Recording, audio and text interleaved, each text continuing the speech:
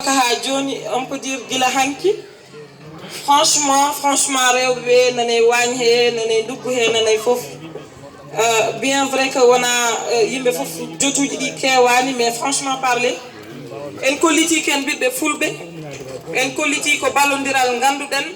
Donc rewbe be emin biyabe toutes mes félicitations, emin badabe encourager aussi no fewi, emin biyabe kadi aussi à travers fête des fulbe Milan.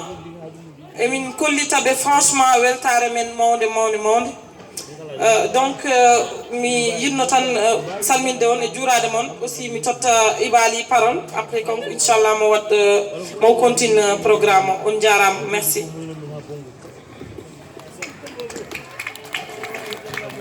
Hey tagal salminango présidente association hono présidente Aïssa Diego. Eden donc Kongol suka menen be wonko be gaddani en kettoden be on jaram.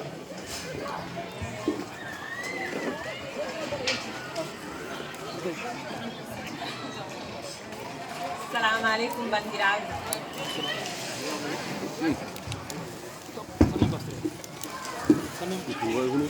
Assalamu alaikum bandiraɓe.